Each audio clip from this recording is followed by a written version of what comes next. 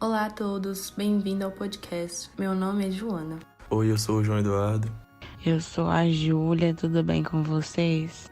E hoje iremos falar sobre o Estado liberal. Foi um governo baseado no liberalismo.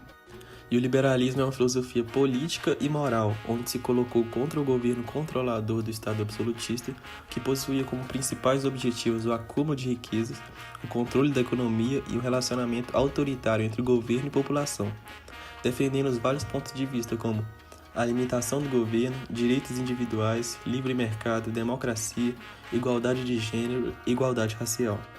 O liberalismo buscou contestar diversas normas sociais vigentes na época, como o privilégio hereditário, Estado confessional, monarquia absolutista e o direito divino dos reis. Esse estado foi desenvolvido durante o período do Iluminismo, quando se tornou popular entre filósofos e economistas no século XVII e XVIII. O primeiro movimento baseado nas ideias liberais foi a Revolução Inglesa.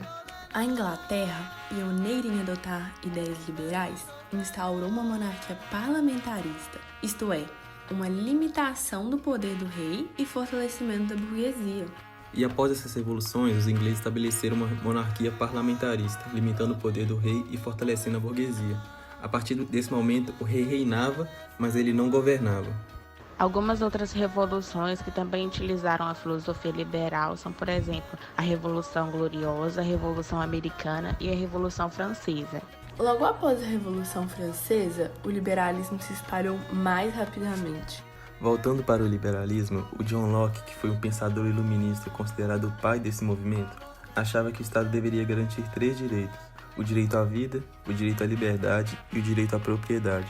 Para este pensador, a relação da população com o governo ocorre por meio de um contrato social, onde a sociedade abre mão de certos direitos para que o Estado se encarregue de manter a ordem social.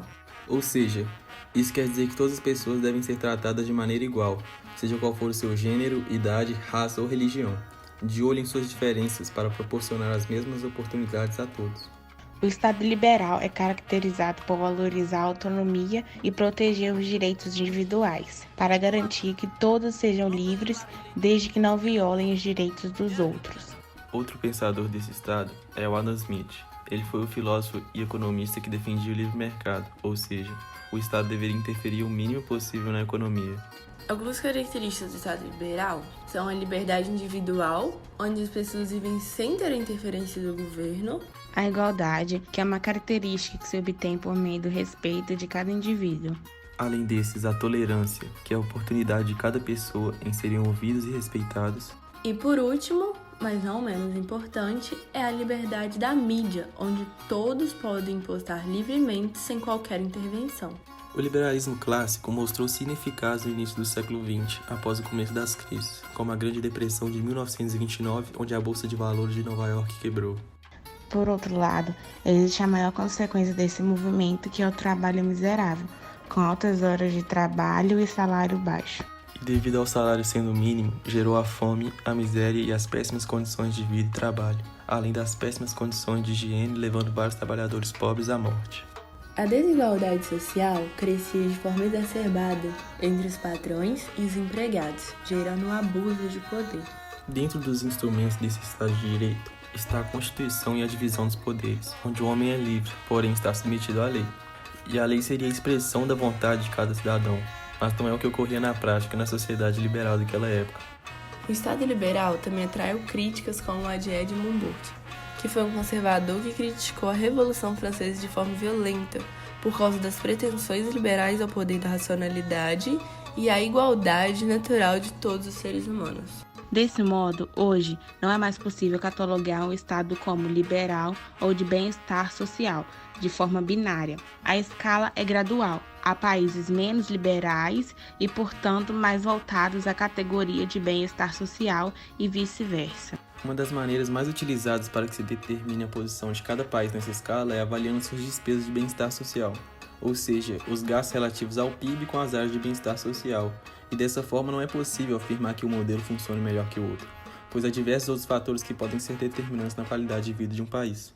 Outros filósofos, como Montesquieu, defendiam que o Estado deveria ser mais justo, igualitário e racional. Enquanto Voltaire sustentava a liberdade de expressão e a tolerância. Segundo Diderot e D'Alembert, autor da enciclopédia, a popularização da educação e da educação básica não podem eliminar a alienação, garantindo assim a liberdade de vida a cada ano.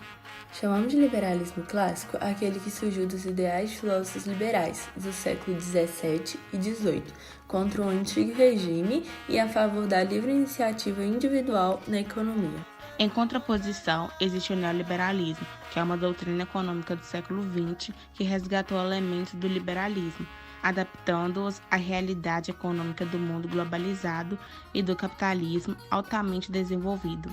Dentro do liberalismo clássico, pode-se dividir entre dois outros tipos. O liberalismo político, que é a ruptura do autoritarismo das monarquias absolutistas, e o liberalismo econômico, que é a não intervenção do Estado na economia. Obrigada a todos que nos ouviram até o final. Valeu a todos. Valeu! Com as vozes de João Eduardo Marques, Joana Malta, Júlia Amaral, Pesquisa e Roteiro, Maria Luísa Siqueira, Guilherme Mota, Henrique Moraes, Carolina Vial. Edição Carolina Vial.